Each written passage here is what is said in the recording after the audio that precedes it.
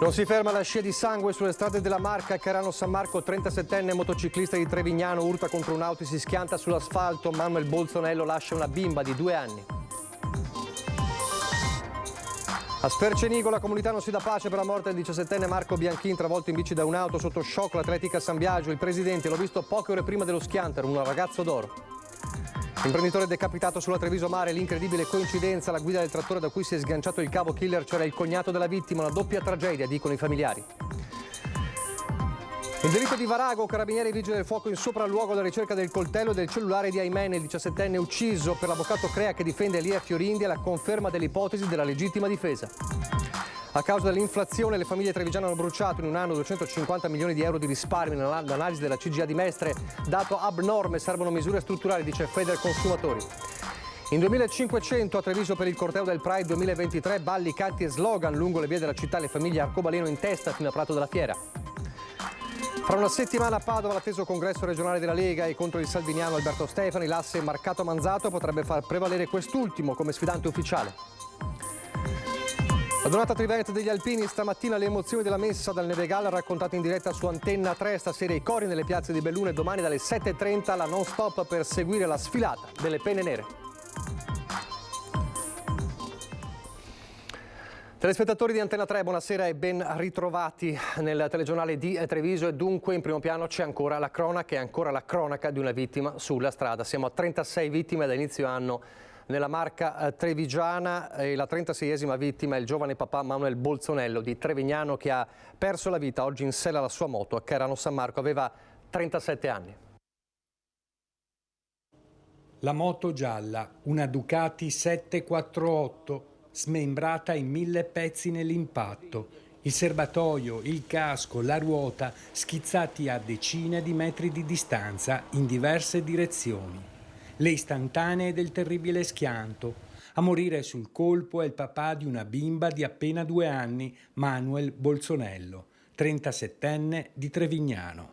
La tragedia si è consumata poco prima delle 14 lungo la strada provinciale 667, nel tratto in via Cadore di Cairano San Marco, di fronte ad un distributore di metano. Bolsonello stava percorrendo la via in direzione Cornuda quando, per cause in corso di accertamento, si è scontrato con una BMW condotta da un 22enne che procedeva nello stesso senso di marcia. La collisione ha fatto perdere al 37enne il controllo della moto. La sbandata e l'impatto tremendo contro la ringhiera d'ingresso del distributore. Uno schianto che ha di fatto sradicato dal terreno la pesante struttura in ferro. I testimoni atterriti hanno chiamato subito i soccorsi, ma il personale medico del SUEM 118, arrivato a Cairano in pochi istanti, non ha potuto fare altro che constatare il decesso del motociclista, morto sul colpo. I rilievi, durati a lungo, sono stati effettuati dai carabinieri di Montebelluna che stanno cercando di ricostruire la dinamica dell'incidente per cercare di capire perché moto e auto si siano urtati. Il traffico, completamente bloccato nella provinciale, è stato fatto deviare nelle vie adiacenti, mentre si attendeva di rimuovere la moto completamente accartocciata, nell'ennesima tragedia stradale della Marca, la croce numero 36 da inizio anno. E poco prima delle 13 sulla Cadore Mare a Codogné lo scontro tra 2 autovetture, feriti i conducenti delle macchine. I pompieri arrivati da Conegliano hanno messo in sicurezza la zona, è estratto da un'auto il conducente, è rimasto incastrato, il ferito è stato preso in cura dal personale sanitario del SUEM e trasferito in ospedale, come anche l'altro conducente. Fortunatamente non sono in serie condizioni, la polizia stradale ha deviato il traffico ed eseguito i rilievi del sinistro. E poi San Biagio, che è una comunità sotto shock per la morte di Marco Bianchini, 17enne, l'abbiamo raccontato ieri, vittima di un incidente stradale a Mignagola di Carbonera mercoledì. Tra gli ultimi ad averlo visto in bicicletta il presidente dell'Atletica San Biagio, dove il ragazzo militava. Un ragazzo d'oro, dicono tutti, a Spercenico. Io arrivavo da Treviso e lui mi ha attraversato la strada a Olmi che era in bicicletta. E ho detto guarda Marco che è finita la scuola, va a farsi un giro. Torna con la mente mercoledì pomeriggio Silvano Tomasi, presidente dell'Atletica San Biagio, dove Marco Bianchin era cresciuto non solo sportivamente. Allievo e maestro si sono incrociati poco prima dello schianto costato la vita al 17enne, travolto da un'auto in sella alla sua bicicletta in zona Mignagola. La morte del ragazzo è sopraggiunta dopo 2 giorni di lotta e agonia. Mi chiamava zio in modo molto affettuoso, sì. Un ragazzo come sono tutti i ragazzi di 17 anni, spensierato, contento. Lui in campo era molto molto attento a quello che gli veniva detto, sia in campo, dopo in spogliatoio. Un bravo ragazzo.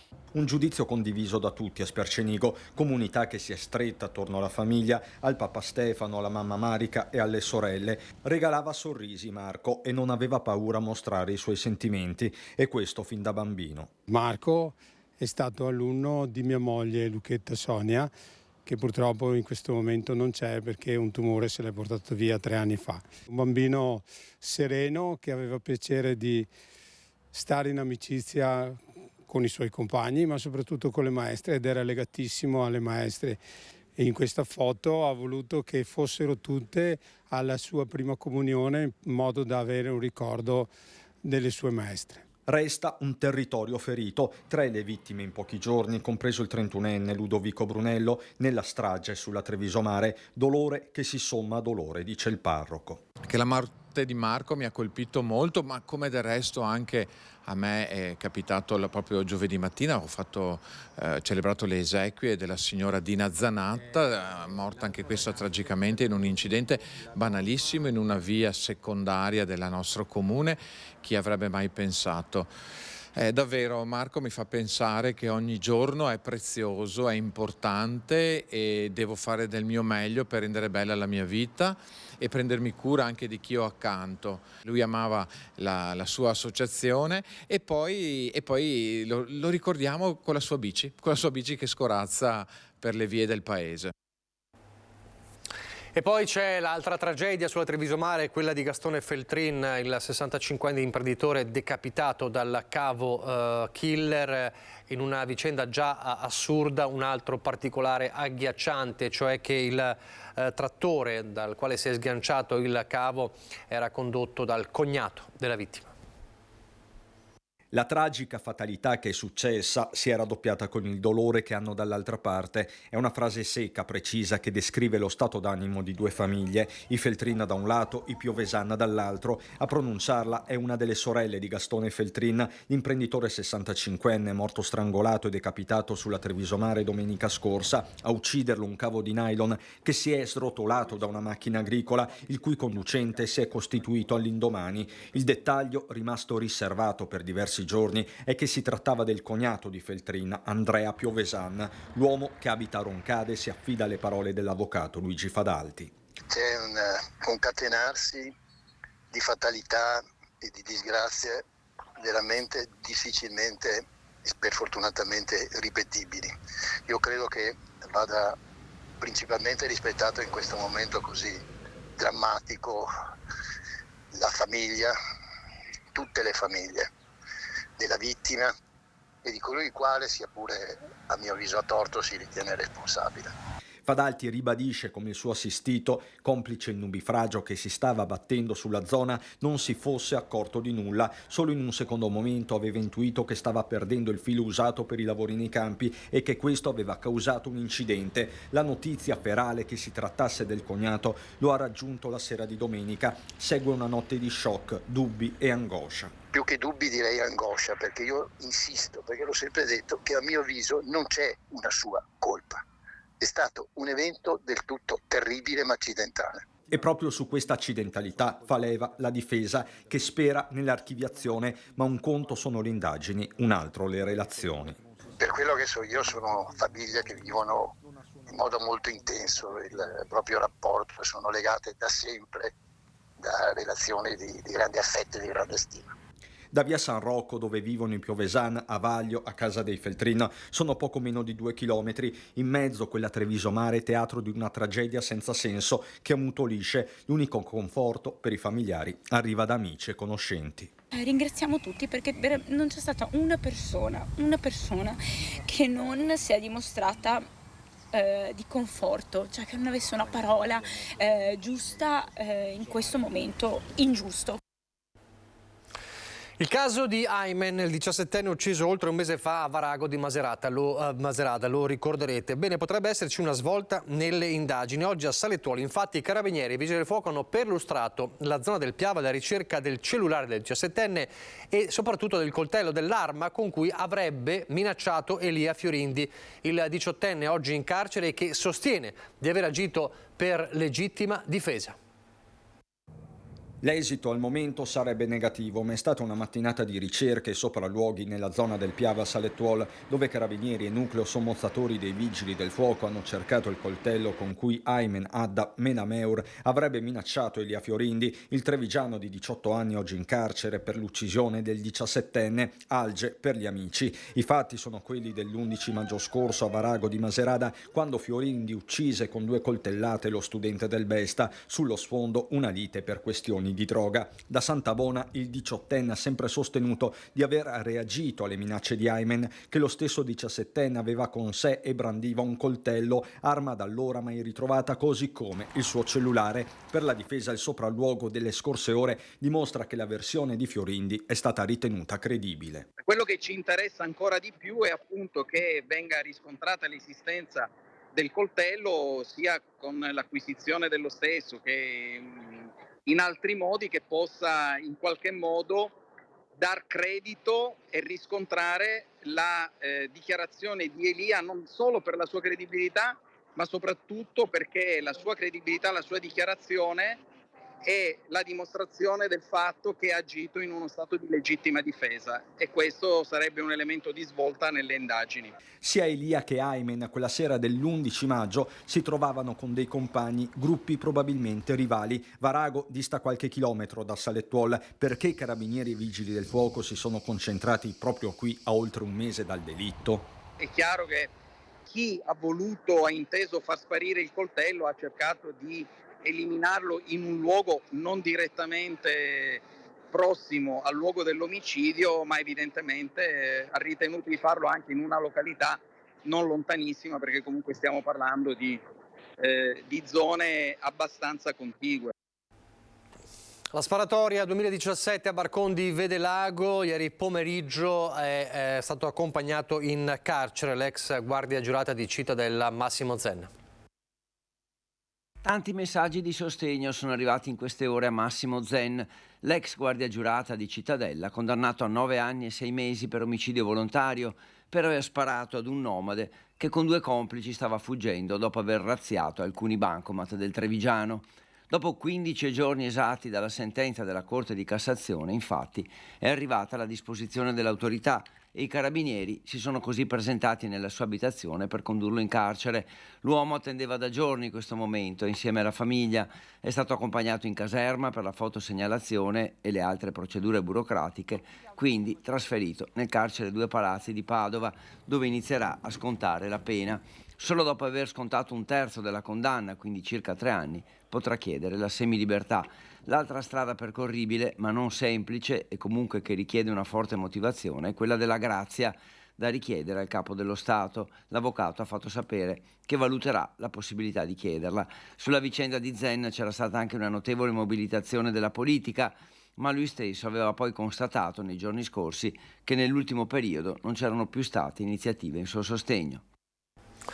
E intanto la riforma della giustizia varata dal ministro Carlo Nordio e dal Consiglio dei Ministri in attesa del vaglio del Parlamento divide gli avvocati trevigiani.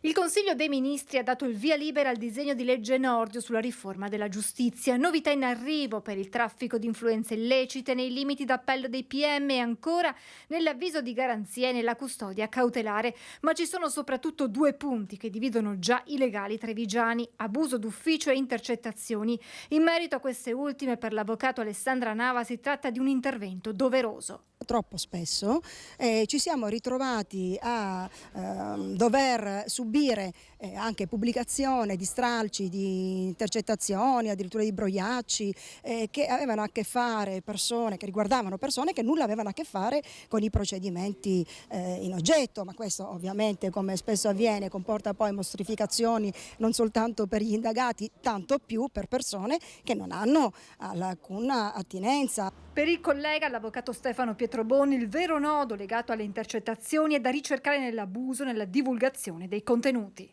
La norma in questione sembra più voler limitare la divulgazione dei contenuti più che il ricorso a questo strumento di indagine, che è evidentemente fondamentale per la repressione di alcuni gravi reati.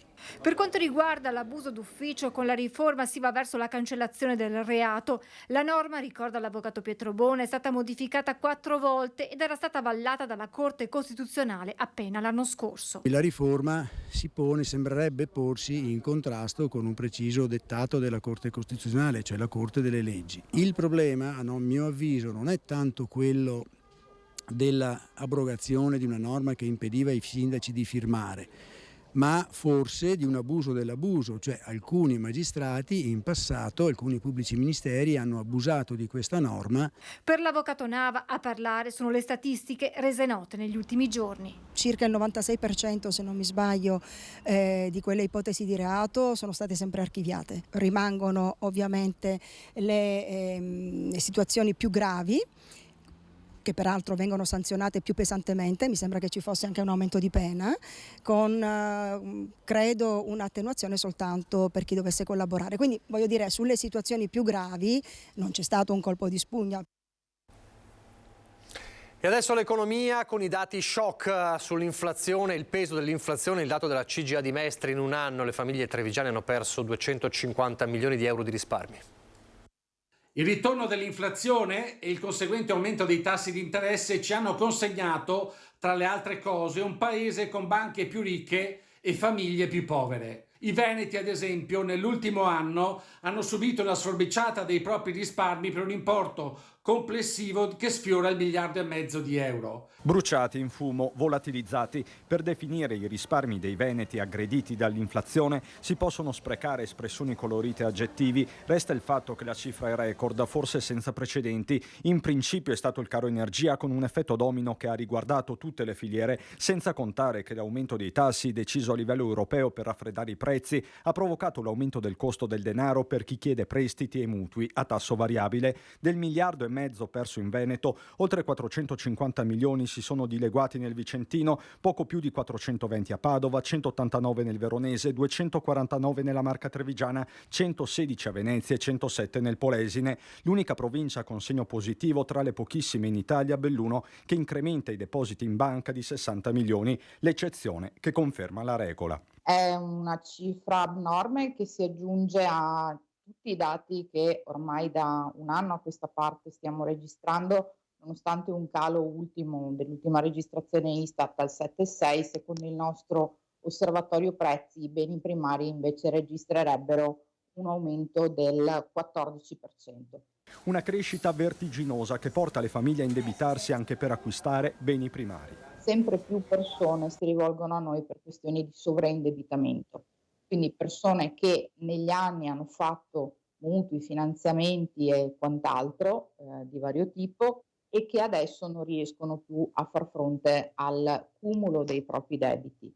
Per la Federconsumatori di Treviso servono azioni immediate da parte dell'esecutivo. Non è più tempo solo di bonus, ma è tempo di trovare soluzioni strutturali che possano aiutare soprattutto le fasce più deboli della popolazione.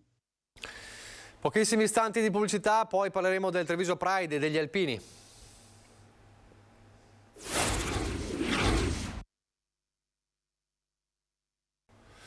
Rieccoci in diretta, il telegiornale di Treviso. Allora, nel pomeriggio le vie di Treviso colorate d'arcobaleno per il Treviso Pride 2023. In testa c'erano le famiglie omogenitoriali per chiedere che i loro figli vengano riconosciuti gli stessi diritti di tutti gli altri bambini. Vediamo. Partiamo e invadiamo le strade! È una grande emozione, è la prima volta per me da mamma quest'anno. Quindi sì, bisogna venire in piazza e dimostrare che alla fine è l'amore che crea una famiglia.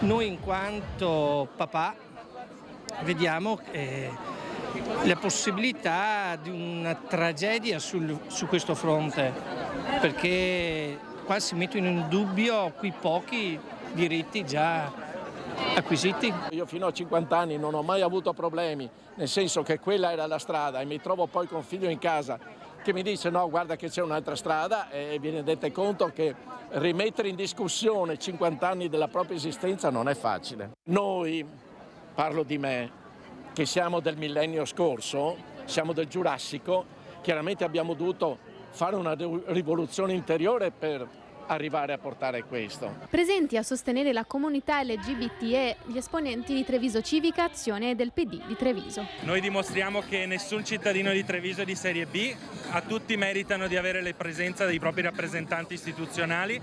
Ci è stato negato di poter usare le fasce ufficiali, abbiamo voluto utilizzare una fascia che rappresentasse ancora di più questa giornata di gioia, di lotta e di orgoglio. Dall'onorevole Rachele Scarpa, trevigiana, un monito al sindaco Mario Conte dopo le polemiche degli scorsi giorni. Vorremmo un po' di coerenza, visto che cerca i voti di questa comunità, cerca di mostrarsi vicino, cerca di mostrarsi moderato, abbia il coraggio di dissociarsi da chi nel suo partito invece fa campagna per criminalizzare la comunità LGBT, per discriminare, per togliere diritti.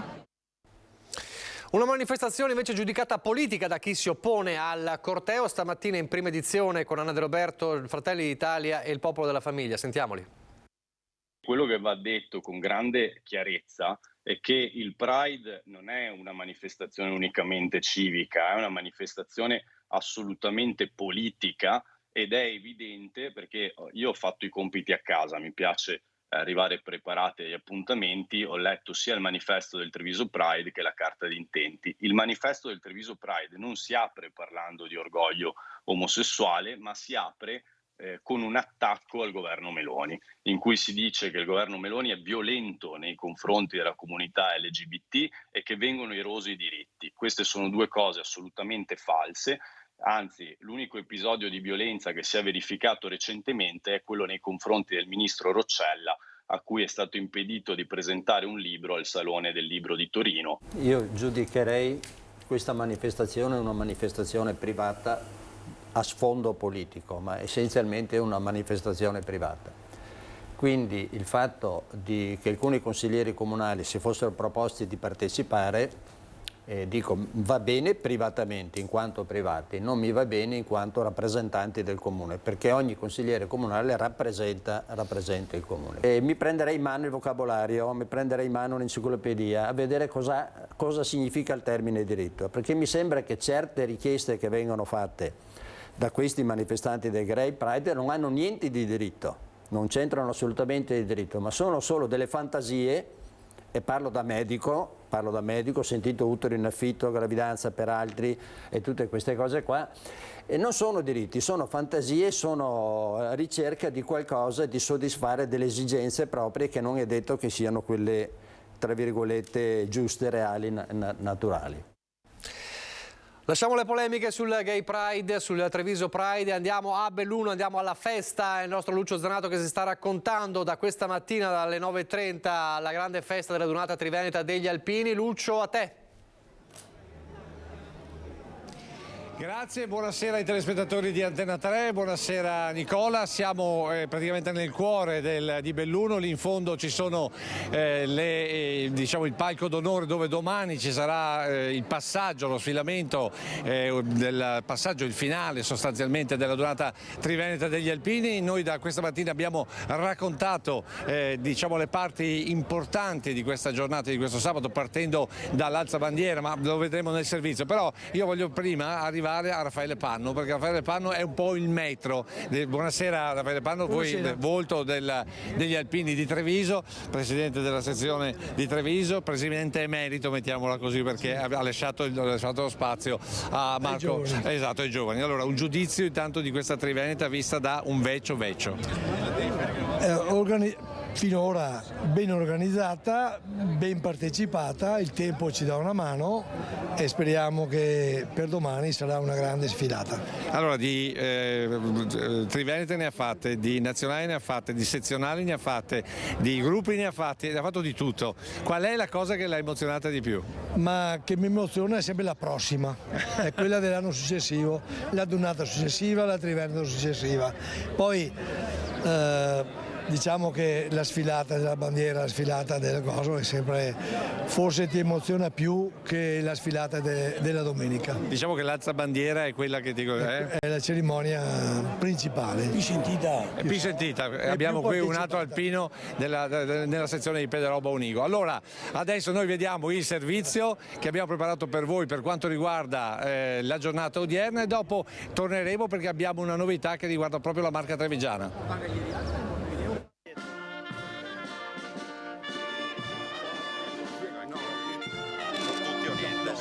Dalla cima del Nevegal risuona l'inno d'Italia, la bandiera tricolore è issata per battezzare una nuova giornata dedicata alle penne nere di oggi e di ieri. Il motto di sempre, ad onorare i morti, aiutando i vivi, portato ancora una volta sul palmo della mano. È la seconda giornata del raduno triveneto degli alpini che inizia con l'arrivo della ciclopedalata del ricordo, il cui traguardo per l'occasione è stato spostato dal Col Visentin al piazzale del Nevegal. I vessilli e sono ben 22 già presenti delle sezioni appartenenti al terzo raggruppamento. Alle 10:30 inizia la discesa al santuario della Beata Vergine di Lourdes con il vescovo Monsignor Marangoni a celebrare la Santa Messa. Tutta la vicenda di questo nostro territorio è raccontata da ciò che hanno vissuto gli alpini. Per cui anche a nome della Chiesa di Belluno Feltre e di tutte le nostre comunità desidero esprimere una parola di gratitudine. Quelli che chiamiamo caduti sono nelle mani di Dio, ricorda Monsignor Marangoni. Questo è il motivo di speranza che ci fa guardare con desiderio di pace ciò che stiamo costruendo giorno dopo giorno. Grazie alpini perché voi siete una grande scuola, un grande tirocinio per dire che non siamo solo individui isolati. Dopo la celebrazione si sono aperte le porte della caserma Sant'Angelo, dove mezzi e materiali in dotazione delle truppe alpine dell'esercito italiano sono stati messi a disposizione. Toccante il passaggio del Basto di Iroso, uno dei 14 muli che affiancarono la brigata degli alpini di Vittorio Veneto. Iroso così farà idealmente ritorno alla sua caserma natale per essere portato poi al museo Villa Pat a Sedico. L'abbraccio della città, le sezioni alpine che dalla caserma si portano poi verso Piazza dei Martiri per l'alzabandiera. Al microfono dello speaker Nicola Stefani anche un ringraziamento alle nostre reti da sempre al fianco delle penne nere. Grazie di cuore a Media Nord-Est che da sempre segue il mondo degli alpini e rende possibile anche per chi è a casa partecipare e vivere in diretta questi momenti di grande pathos e di grande spirito.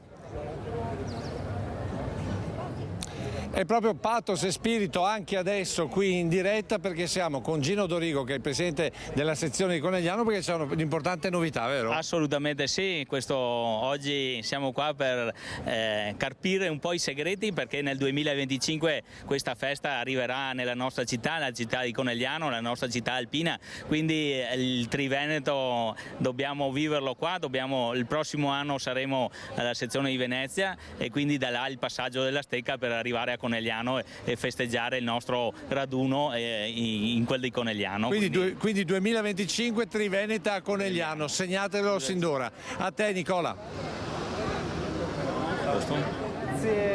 Grazie Lucio, ci dai anche le notizie in diretta 2025 Triveneta a Conegliano. Noi invece ci ritroveremo con Lucio Zanato fra pochissimo all'apertura della pagina bellunese. Prima però torniamo alla politica per parlare del congresso regionale della Lega. Esattamente fra una settimana a Padova ci sarà l'atteso congresso regionale del Carroccio e contro il salviniano Alberto Stefani l'asse Marcato-Manzato potrebbe far prevalere quest'ultimo come sfidante.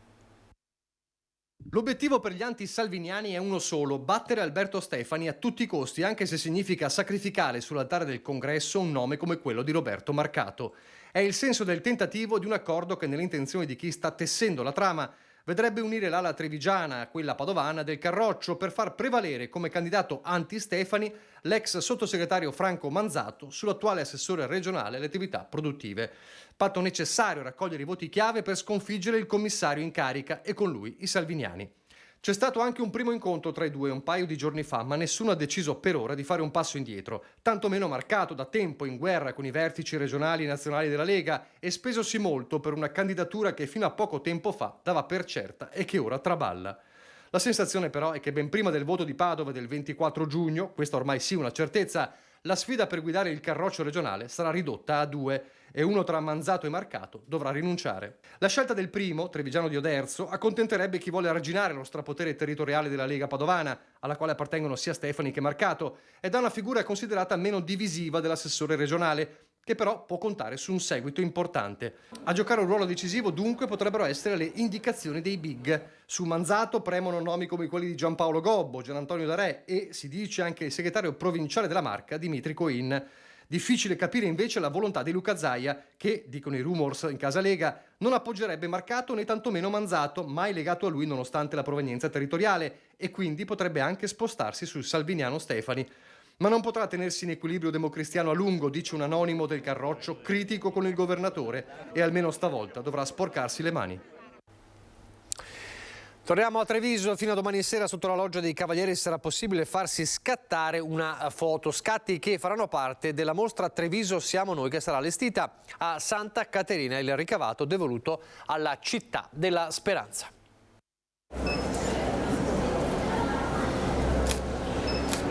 Bocca chiusa, sindaco.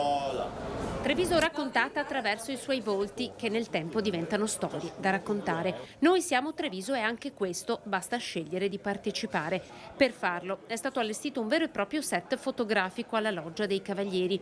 Dietro all'obiettivo il noto fotografo trevigiano Giovanni Vecchiato. Una critica che faccio all'uso esasperato di Instagram o dei social, dove la foto diventa qualcosa di frivolo, fatto in momenti estemporanei che resta nel telefonino. No, allora io vi faccio la foto, ve la stampo, ve la espongo comunque, quindi il vostro ego eventualmente comunque appagato, però in un museo cittadino, in un luogo ufficiale, e dopo, alla fine di tutto questo, voi potete andare a ritirare la vostra fotografia. Un progetto sociale realizzato con la macchina fotografica. La mostra sarà smantellata dagli stessi cittadini che potranno portare a casa i loro ritratti o quello dei loro cari, lasciando un'offerta che sarà interamente destinata alla città della speranza. Noi possiamo avere l'onore di essere fotografati da Giovanni Vecchiato e acquistando la foto, facendo una piccola donazione, possiamo anche sostenere le attività della città della speranza. Quindi arte, bellezza, cultura e solidarietà, tutti messi insieme attorno a questo progetto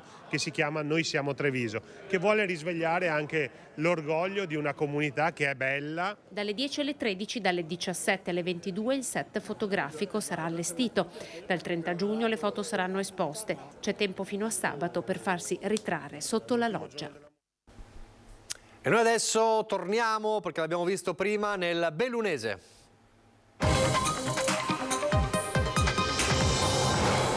E allora dovremmo essere di nuovo con il nostro Lucio Zanato insieme a Nicoletta Rizzetto. Vedo le immagini, vediamo se c'è, altrimenti possiamo andare avanti intanto con le notizie da Belluno e poi ci ricolleghiamo. Lucio, eccolo. Eccoci qua. Eccolo.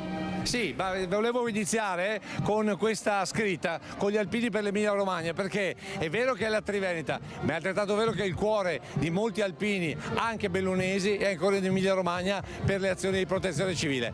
E allora c'è un cuore attuale, c'è anche un cuore storico, perché vi voglio presentare chi rappresenta la storia e ogni volta la porta nelle adunate, anche qui il suo nome, il suo cognome e chi rappresenta. Io sono Luca Cappellazzo e faccio parte delle Voci del Fronte, il primo picchetto storico corale. Voi siete di Bruniera, confine tra Pordenone e Treviso. Ecco, lei chi rappresenta? Io sono un maresciallo dell'8° Reggimento Alpini.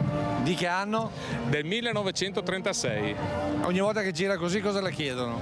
Tante foto, tante esperienze ed è un orgoglio. Aspetta che ci spostiamo perché qui comunque l'autobus passa lo stesso. Ed è un grande orgoglio portare una divisa che è così storica. Voi non vi fermate mai perché dopo la Triveneta avete degli altri appuntamenti settimana prossima? Infatti la prossima settimana a Villa Varda ci sarà 2 giorni in cui ci sarà una rivocazione storica e canteremo e faremo 150 anni degli alpini. Grazie, la lascio perché adesso noi andiamo a mostrare ai nostri telespettatori l'emozione, che poi è l'emozione che racconteremo dalle 21 in diretta sulle reti Media Nord-Est, e l'emozione è fatta di gente che si diverte, di gente che canta, che suona, ed è qua. Allora, siamo in diretta su Antena 3, eccoci qua. Allora, eccoci qua, siamo da Udine. Allora, siccome siamo in diretta, cosa ci suonate? Il Grappa. Dai, allora, pronti? Allora, per tutti i telespettatori del telegiornale di Antena 3, ecco qua.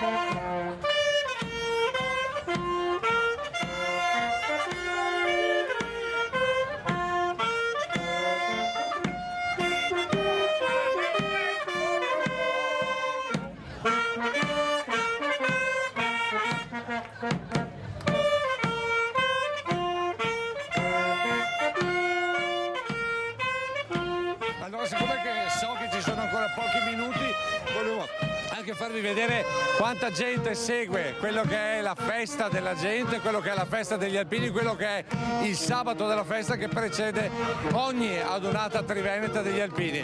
Allora Nicola, facciamo così, io ti restituisco la linea e ce la riprenderemo dalle 21 proprio per raccontare la serata degli alpini qui a Belluno. A te la linea. Grazie Lucio, grazie davvero, grazie anche alla gente che ha partecipato con te a questa diretta. Allora, dalle 21 la festa dei cori e dei canti per le piazze della città in diretta, quindi restate sintonizzati su Antena 3, e poi domani mattina dalle 7:30 del mattino lo sfilamento, la sfilata delle penne nere per le vie della città non stop, sempre con il nostro Lucio Zanato, per raccontarvi questa emozione. Allora, restando però agli alpini, per chi farà tappa alla Dunata Triveneta anche domani, c'è un ricordo per il Palato. Adunata degli alpini. Belluno in festa e in maniera collaterale sono state organizzate delle iniziative tese a valorizzare il territorio e i suoi prodotti. Tra queste una pensata in collaborazione con Coldiretti. Come Comune di Belluno sposiamo l'iniziativa dell'Agribox di Coldiretti insieme all'ANA locale e alla DMO. Un'occasione per promuovere il turismo a Belluno e il nostro territorio, ma soprattutto per lasciare un pezzettino di questo territorio a chi verrà a visitare Belluno in occasione della Dunata Triveneto. Prodotti tipici, emblema di un territorio ricco anche di valori enogastronomici. La confezione si chiama Agribox. Ecco cosa contiene. Dal miele DOP alle gallette di mais, al formaggio Piave, confetture e succhi di frutta che vogliono essere un piccolo pensiero che gli alpini possono portarsi a casa come ricordo di questa giornata e soprattutto come ricordo del nostro magico territorio. Siamo sicuramente certi che questa scatola dal valore simbolico di 20 euro possa essere un omaggio divertente e diverso dal solito da riportare a casa, quindi siamo sicuri che andranno a ruba. Dopo la pandemia, cambiamo argomento, aveva resistito aperto quando altri palaghiaccio si vedevano costretti alla chiusura, ora invece la struttura del palaghiaccio di Feltre punta addirittura al rilancio con sostanziali miglioramenti. Palaghiaccio di Feltre, siamo arrivati agli interventi del quinto lotto funzionale. La Giunta Comunale ha approvato nell'ultima seduta il progetto definitivo esecutivo relativo al Driolerime. Sì, il progetto chiude appunto il vecchio finanziamento con i fondi di confine per il Palaghiaccio, che ha portato a una serie di opere negli anni scorsi. C'era un residuo di 366.000 euro, faremo lavori per circa 250-270.000 euro e sono soprattutto sistemazioni esterne, il rifacimento completo del primo parcheggio, quello che dà accesso al Palaghiaccio, e di quello sottostante verso via Marconi, che non ha neanche il fondo in asfalto, insomma gli spazi di sosta non sono tracciati, verrà sistemate anche lo sgrondo delle acque e tutto quanto verrà illuminato in modo che siano dignitoso anche l'accesso al Palaghiaccio. Dopo le opere già condotte negli anni scorsi, i lavori riguarderanno in questo frangente la sistemazione delle aree esterne al servizio dell'impianto, oltre che l'ampliamento delle aree di servizio posta a ovest dell'impianto, al fine di consentire l'accesso di mezzi di grandi dimensioni e garantire maggiormente la fruibilità delle vie d'esodo. Saranno inoltre realizzati il percorso coperto tra la palazzina e la pista a protezione del pattinaggio libero, oltre alle previste barriere antirumore e alcune manutenzioni e adeguamenti normativi alla palazzina servizi. Allora siamo in chiusura, vi ricordo alle 21 la diretta di Antenna 3, prosegue il racconto della Donata Triveneta degli Alpini, i cori e i canti nelle piazze della città con Lucio Zanato, Ferdinando Garavello, e poi domani mattina dalle 7:30 sempre Lucio Zanato e Ferdinando Garavello vi racconteranno in diretta la sfilata degli Alpini, quindi rimanete sintonizzati su Antenna 3 che è la TV degli Alpini. Il meteo e arrivederci.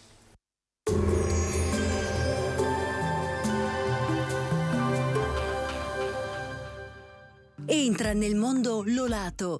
Da oltre 40 anni un team di professionisti per migliorare la qualità della tua vita. Centro del piede con servizi di podologia, laboratorio per la produzione di plantari e calzature su misura. Bentrovati al meteo. Arriva l'anticiclone africano, oltre a determinare condizioni più stabili, porterà anche la prima vera ondata di calore dell'estate. Vediamo insieme il dettaglio di domenica 18 giugno. Sul Veneto sarà una bellissima giornata all'insegna del sole, cielo in prevalenza sereno e sgombro da nubi. Possibili i consueti temporali di calore nel corso del pomeriggio sulle Dolomiti. Temperature, come detto, in aumento, minime tra 14 e 20 gradi, massime sui 27-30 gradi all'incirca. Ci spostiamo ora sul Friuli Venezia Giulia. Sarà anche qui soleggiato con cielo limpido ovunque. Nel pomeriggio, tuttavia, sulla zona montana avremo addensamenti e anche locali fenomeni temporaleschi. Temperature minime tra 15 e 18 gradi, massime sui 27-31 gradi all'incirca. Infine diamo uno sguardo alla situazione del Trentino Alto Adige, molto soleggiato e per lo più stabile con al più qualche rovescio pomeridiano. Temperature minime intorno ai 16 gradi, massime sui 30 all'incirca. Dal meteo di Antenna 3 per ora è tutto, arrivederci al prossimo aggiornamento.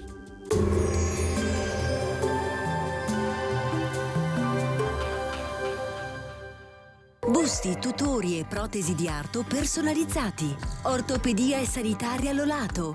A Treviso e Montebelluna. Lolato, soluzioni per star bene.